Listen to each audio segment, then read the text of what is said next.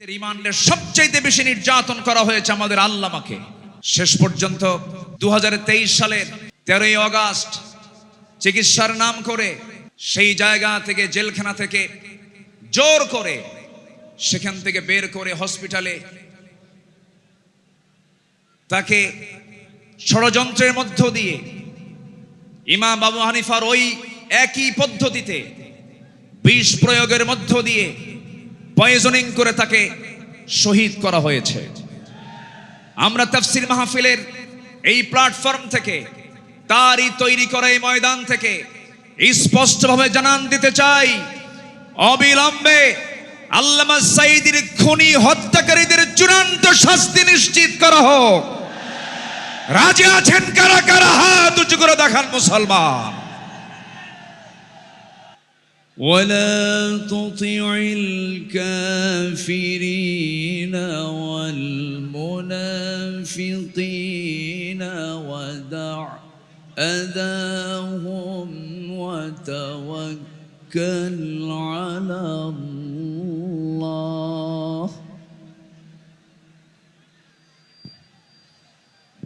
وكفى بالله وكيلا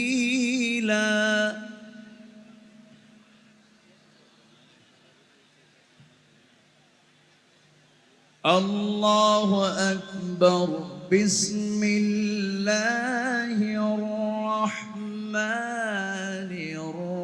الرحيم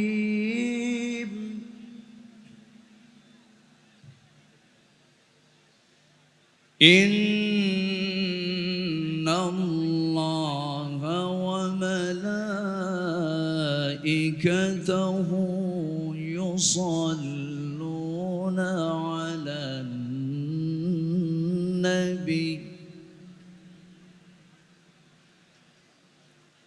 يا أيها الذين آمنوا صلوا عليه وسلموا تسليما প্রাকৃতিক সৌন্দর্যের অপরূপ লীলাভূমি কক্সবাজার জেলার পেকুয়া উপজেলার মরহুম মাওলানা শহীদুল্লাহ স্মৃতি সংসদ পেকুয়া সমাজ উন্নয়ন পরিষদ কর্তৃক আয়োজিত অষ্টম বার্ষিকী তাফসীরুল কোরআন মাহফিল 2024 আজকের এই মহতী ঐতিহাসিক মাহফিলের সম্মানিত সুযোগ্য সভাপতি, দক্ষিণ এশিয়ার বৃহত্তম ইসলামী সংগঠন বাংলাদেশ জামাত ইসলামীর কক্সবাজার জেলা শাখার সম্মানিত সুযোগ্য আমির, নন্দিত আলেমে দ্বীন অধ্যক্ষ মাওলানা নূর আহমদ আনোয়ারি, আজকের এই মাহফিলের সম্মানিত প্রধান মুফাসসির, বিশ্বনন্দিত আলেমে দ্বীন, কোটি কোটি মুসলিম তৌহিদি জনতার হৃদয়ের স্পন্দন, আমার অত্যন্ত কাছের, আমার প্রিয়, আমার অনুজ ডক্টর মিজানুর রহমান আজহারি হাফিজাহুল্লাহ, আজকের এই প্রোগ্রামের বরেণ্য অতিথিবৃন্দ, বিশেষ করে জীবন্ত শহীদ তালহা বিন ওবায়দুল্লাহর যোগ্য উত্তরসূরি বাংলাদেশ জামাত ইসলামীর কেন্দ্রীয় কর্ম পরিষদের সদস্য জনাব ডক্টর শফিকুল ইসলাম মাসুদ হাফিজাহুল্লাহ, আজকের এই প্রোগ্রামের সম্মানিত সঞ্চালক, আমার স্নেহধন্য এই মাহফিলের স্বপ্নদ্রষ্টা, আমার অত্যন্ত কাছের বিশিষ্ট ব্যবসায়ী, স্মার্ট পাঞ্জাবি শপের কর্ণধার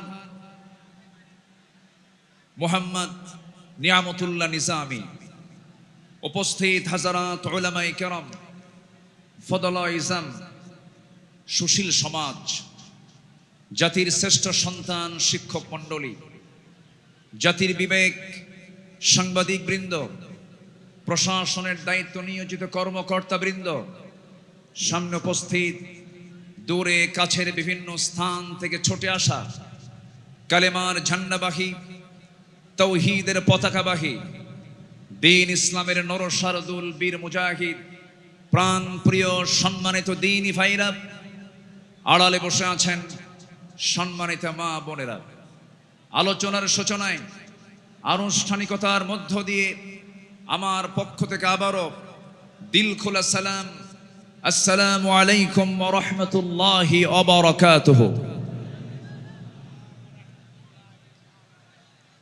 মহান রব্বে করিমের শুকরিয়া আদায় করছি যে মহান আল্লাহ সুবহানাহু ওয়া তাআলা একটি অনুকূল পরিবেশ তৈরির মধ্য দিয়ে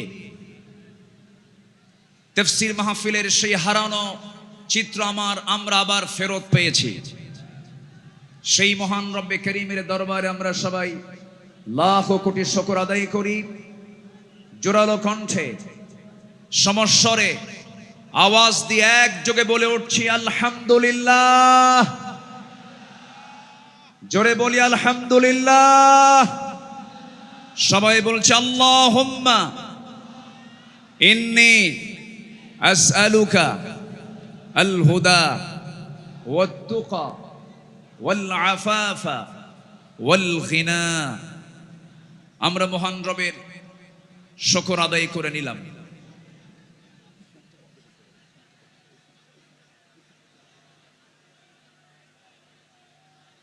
সম্মানিত হাজিরিন, আমি লক্ষ্য করছি আমার বামে এবং ডানে যারা ভলেন্টিয়ার আছেন, মেহেরবানি করে কোনো কথা না বলি।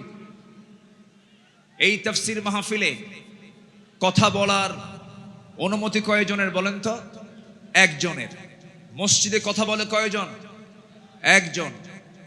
যদি আপনিও কথা বলেন তাহলে মাহফিল আর মাহফিল থাকবে না, মাহফিল বাজার হয়ে যাবে। এই জন্য আমি সবার কাছে করজনে মিনতি জানাই, তাফসীর মাহফিলে এসে যদি আপনি শৃঙ্খলা ভঙ্গের যদি মামলা খান আল্লাহর আদালতে, তাহলে কিন্তু বড় বেকায়দা হয়ে যাবে।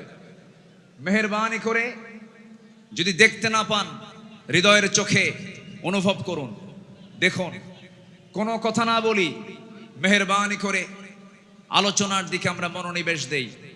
আল্লাহ পাক এই মাহফিলকে সফলভাবে আল্লাহ তাআলা যেন মাহফিল কমিটি করতে পারেন, আমরা যেন করতে পারি, সেই তৌফিক মহান রব্বে করিম আমাদেরকে দান করুন। জোরে বলি আল্লাহুম্মা আমিন। সম্মানিত ভাইয়েরা, আজকে 2024 সাল। এই প্রোগ্রাম শুরু হয়েছে 2017 সাল থেকে। এই মাহফিলের শুরু থেকে নিয়ামতুল্লাহ নিজামী এই আয়োজন করে যাচ্ছেন। আল্লাহ তাআলা এই মাহফিলের সঙ্গে যারা সম্পৃক্ত ছিলেন, ইতিমধ্যে যিনি আমাদের মুরব্বী এম নিয়ামতুল্লাহ নিজামীর শ্রদ্ধেয় পিতা, আমাদের সকলের মুরব্বী মরহুম মাওলানা শহীদুল্লাহ রাহিমাহুল্লাহ, তিনি ইন্তেকাল করেছেন। আমরা তার জন্য দোয়া করি আল্লাহ রাব্বুল আলামিন তার কবরটাকে জান্নাতের টুকরা বানায় দেন। জোরে বলি আল্লাহুম্মা আমিন। সম্মানিত উপস্থিতি, এই সাইডে এত কথা হয় কেন? কোনো কথা বলা যাবে না তো? একটু মেহেরবানি করে আমরা, হ্যাঁ, একটু মেহেরবানি করে, পিছনে এলইডি আছে, প্রজেক্টর আছে, আপনি দেখতে পাবেন। মেহেরবানি করে মাহফিলের সৌন্দর্য রক্ষার দায়িত্ব একার না সবার? সবার। মেহেরবানি করে ডান পাশের আওয়াজটা মেহেরবানি করে বন্ধ করুন প্লিজ। আমার দিকে এখন তাকান। সম্মানিত দ্বীনি ভাইরা, সম্মানিত বন্ধুগণ, এই কোরআনের মাহফিলের এই সৌন্দর্য ওরা মুছে দিতে চেয়েছিল, একটা মহল ধ্বংস করতে চেয়েছিল, যেখানেই মাহফিল সেখানেই তারা বাধার সৃষ্টি করেছিল, যেখানেই মাহফিল সেখানেই তারা বিভিন্ন নানা ষড়যন্ত্র সৃষ্টি করেছিল। অসংখ্য আলেমকে বিগত 16 বছর অন্যায়ভাবে গ্রেফতার করে জেলখানা আটকে রেখে তাদের বাক শক্তিকে রুদ্ধ করে রেখেছিল। সম্মানিত ভাইয়েরা, আমরা সেই পরিবেশ আবারও ফিরে পেয়েছি, বলি আলহামদুলিল্লাহ। এই মুহূর্তে শুরুতে এই তাফসীরের এই প্ল্যাটফর্মে বসে যার কথা বারবার মনে হচ্ছে, যার কথাটা বারবার হৃদয়ে বারবার উকি মারছে, তিনি হচ্ছেন কিংবদন্তি শহীদ আল্লামা দেলাওয়ার হোসেন সাইদ রাহিমাহুল্লাহ। সম্মানিত ভাইয়েরা, 2009 সাল আমার জীবনের প্রথম হজ এবং 2009 সালে শহীদ আল্লামা দেলাওয়ার হোসেন সাইদি সাহেবের শেষ হজ। আরাফার ময়দান, মিনা, মুজদালিফায় বিভিন্ন জায়গায় একসঙ্গেই ছিলাম। এক পর্যায়ে আল্লামা সাইদ রাহিমাহুল্লাহকে প্রশ্ন করা হলো, দেশে মামলা হচ্ছে, ট্রাইব্যুনাল গঠন হচ্ছে, হুজুর আপনার এই মুহূর্তে দেশে ফেরত না যাওয়াই ভালো, আপনি থেকে যান। উনি মুচকি হাসি মেরে বললেন, আমার প্রিয় মাতৃভূমি, আমার দেশ বাংলাদেশ,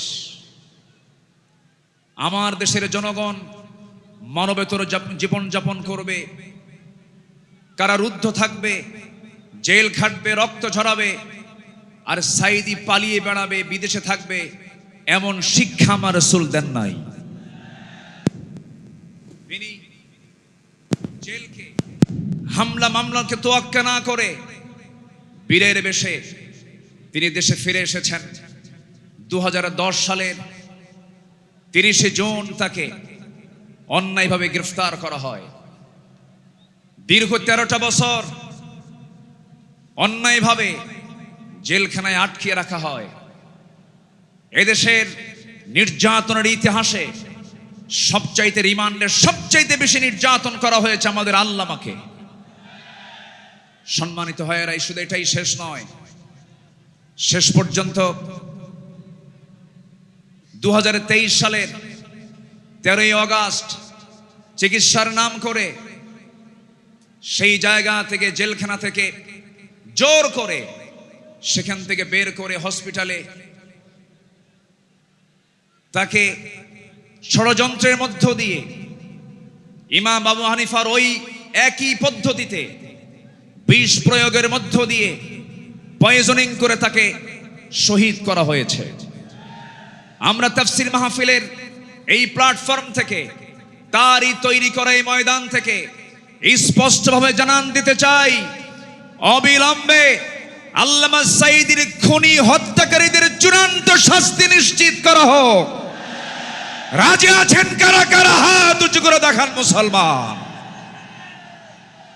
আল্লাহ কবুল করুন, জোরে বলি আমিন। 3টা অপরাধের কোনো ক্ষমা নাই। কয়টা? 3 অপরাধের কোনো ক্ষমা নাই। নাম্বার 1 কতলুন নফস, যারা হত্যাকারী তাদের কোনো ক্ষমা হতে পারে না। নাম্বার 2 আশ-শাইখুজ জানি, যারা বুড়ো জেনাকার, যারা বুড়ো হওয়ার পরও যারা জেনা করে তাদের কোনো ক্ষমা নাই। যারা দিন থেকে বের হয়ে যায় মুরতাদ, তাদের কোনো ক্ষমা নাই।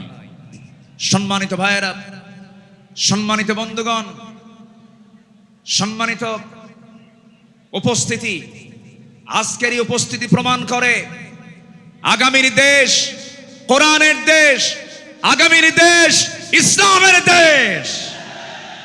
আল্লাহ কবুল করুন, জোরে বলে আমিন, আরো জোরে আমিন। আমার পরে আমাদের সবার কলিজার টুকরা মাজলুম দেশে থাকতে পারেন নাই, অনেক জুলুম তার উপর করা হয়েছে। ডক্টর মিজানুর রহমান আজহারি হাফিজাহুল্লাহ আসবেন, কিন্তু এইরকম যদি আপনারা সাইড টক করেন, কথা বলেন, যদি আওয়াজ করেন, আলোচকের কানে যদি সাইড আওয়াজ যদি চলে আসে, আলোচনা কি ভালো হতে পারে? তাহলে এই বিষয়টি একটু খেয়াল করার চেষ্টা আমি অনুরোধ করব, একটু মেহেরবানি করে, কোনো আওয়াজ না করে, মেহেরবানি করে যে যেখানে আছেন মনোযোগ দিয়ে আমরা কথাগুলো শুনবো। জোরে বলি ইনশাআল্লাহ। আমি আলোচনার সূচনায় কোরআনে কারীমের গুরুত্বপূর্ণ একটি সূরা সূরাতুল আহজাব থেকে আমি 4টি আয়াতে কারীমা আমি তেলাওয়াত করেছি, যেখানে আমার নবীকে আল্লাহ তাআলা তার কিছু গুণগত দিক তুলে ধরেছেন। এই পৃথিবীতে যত নবী এসেছেন, সকল নবীর ভিতরে সবচাইতে বেশি সম্মানিত নবী হচ্ছেন মুহাম্মদুর রাসূলুল্লাহ। জোরে বলুন মুহাম্মদুর রাসূলুল্লাহ। আল্লাহ তাআলা তার রাসূলকে নাম ধরে ডাকতে পারতেন, কিন্তু নাম ধরে ডাকেন নাই। কি সম্মান দিয়েছেন! আমার নবীর সম্মানটা কত! আল্লাহ রাব্বুল আলামিন অন্য নবীদের নাম ধরে ডেকেছেন, ডাক দিয়েছেন। আল্লাহ রাব্বুল আলামিন বলছেন, ইয়া আদামুসকুন আনতা ওয়া যাওজুকাল জান্নাহ। ডাক দিয়েছেন, ওয়া মা তিলকা বিয়ামিনিকা ইয়া মূসা। ডাক দিয়েছেন, ইয়া ইয়াহইয়া খুযিল কিতাবা বিকুওয়া। আল্লাহ তাআলা সব নবীকে হরফে নিদা প্রয়োগ করে ডাক দিয়েছেন, কিন্তু একটা বারের জন্য আমার রাসূলকে নাম ধরে ডাকলেন না, অথচ কোরআন তার উপরে নাজিল হয়েছে। আল্লাহ রাব্বুল আলামিন যেখানেই তার নামটা নিয়েছেন, সেখানেই তার গুণটা বর্ণনা করেছেন। এক জায়গায় বলছেন মুহাম্মাদুর রাসূলুল্লাহ ওয়াল্লাযীনা মাআহু أشداء على الكفار رحماء بينهم تراهم ركعا سجدا يبتغون فضلا من الله ورضوانا سيماهم في وجوههم من أثر السجود جرب الله أكبر আরেক জায়গায় আল্লাহ রাব্বুল আলামিন তার নাম নিয়ে বলছেন, ওয়া মা মুহাম্মাদুন ইল্লা রাসূল قد خلت من قبله الرسل।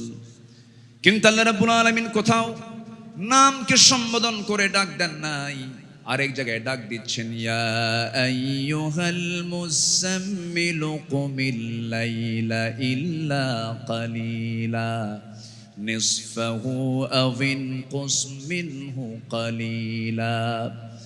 আরেক জায়গায় ডাক দিচ্ছেন, ইয়া আইয়ুহাল মুদ্দাসসির কুম ফাআনযির ওয়া রাব্বাকা ফাকাব্বির ওয়া সিয়াবাকা ফাতাহহির। জোরে বলুন আল্লাহু আকবার।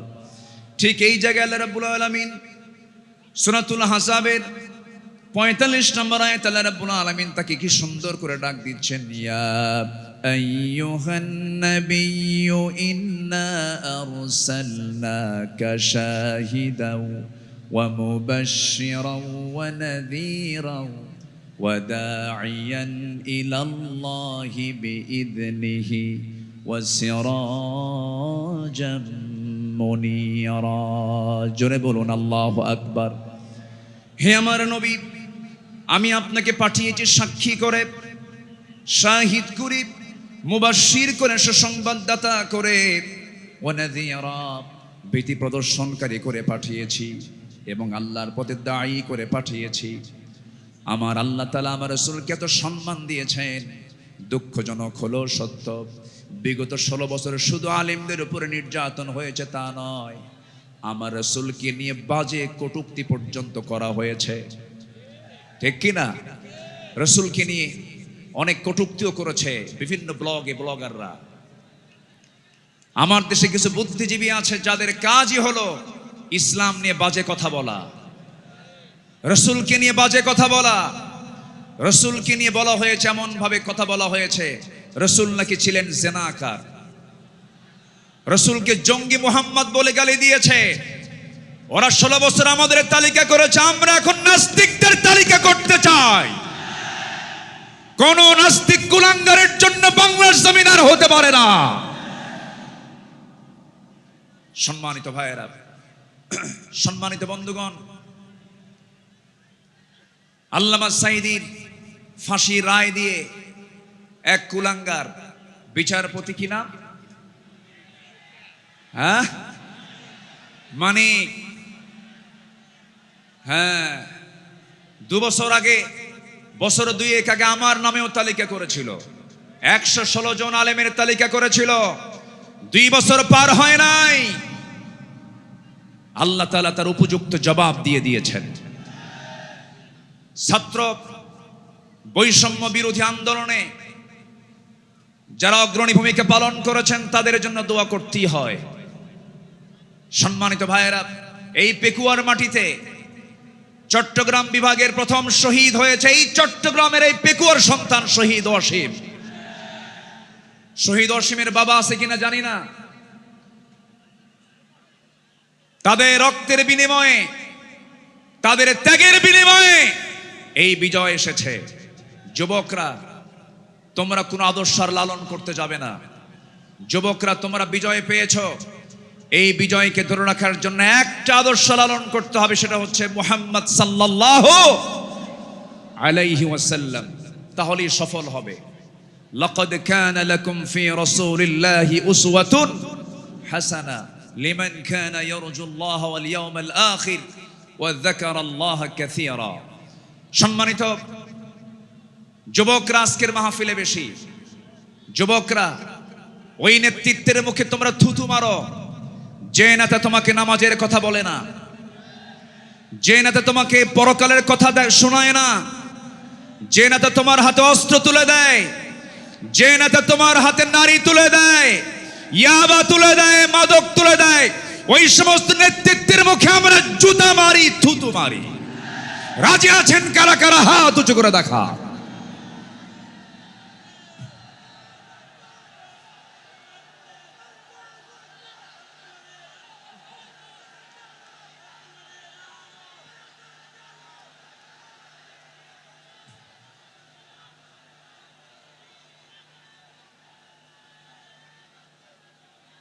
আল্লাহ কবুল করুন, জোরে বলি আল্লাহুম্মা আমিন।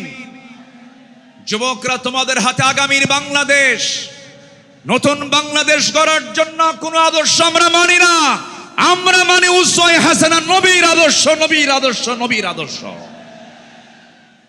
আল্লাহ কবুল করুন, জোরে বলে আমিন। প্রত্যেক মাহফিলে টাইম সিলেকশন থাকে না, আজকের মাহফিলে টাইম সিলেকশন আছে। আমাকে খুব অল্প সময়ের মধ্যে হয়তো আমাকে শেষ করতে হবে, এই জন্য আমাকে সামারাইজ করে, সংক্ষিপ্ত করে কিছু কথা বলতে হচ্ছে। সম্মানিত ভাইয়েরা, সম্মানিত বন্ধুগণ, এই মাহফিলের এই প্ল্যাটফর্মে 16 বছর যারা এই কাজ করেছেন তাদেরকে ভালোভাবে মাহফিল করতে দেওয়া হয়নি। আমি আব্দুল্লাহ আল আমিন, আমাকে কত জায়গা থেকে মাহফিলের এই প্ল্যাটফর্ম থেকে, এই চেয়ার থেকে কতবার ধরে নিয়ে যাওয়া হয়েছে এটার হিসাব আমার নাই। সাতক্ষীরায় গেলাম, খুলনায় গেলাম, পাবনাতে, পাবনার দারুল আমান ট্রাস্ট, আল্লামা সাঈদীর শেষ মাহফিল ছিল 2010 সাল। এরপরে 2011, 12, 13, 14 এই কয়েক বছর মাহফিল কোনো মতো করতে পারছি। এরপরেই 2015 সালে সেই মাহফিল করতে গিয়ে আমাকে লক্ষ্য করে গুলি পর্যন্ত করা হয়েছে। সম্মানিত ভাইয়েরা, এরকম করে তারা চেয়েছিল এই আওয়াজকে বন্ধ করতে, কিন্তু না, কোরআনের আওয়াজ যারা বন্ধ করতে চেয়েছে তাদের আওয়াজই বন্ধ হয়ে গেছে। তারা কি আছে? আলেমরা পালায়, আস্তে কোন আলেমরা পালায়। পালায় কারা? আমাদেরকে যারা রাজাকার বলে গালি দিয়েছে, পাকিস্তানি রাজাকার বলেছে, আমরা কেউ পাকিস্তান যাই নাই। দিল্লি রাজাকার সব দিল্লি গিয়ে বসে আছে।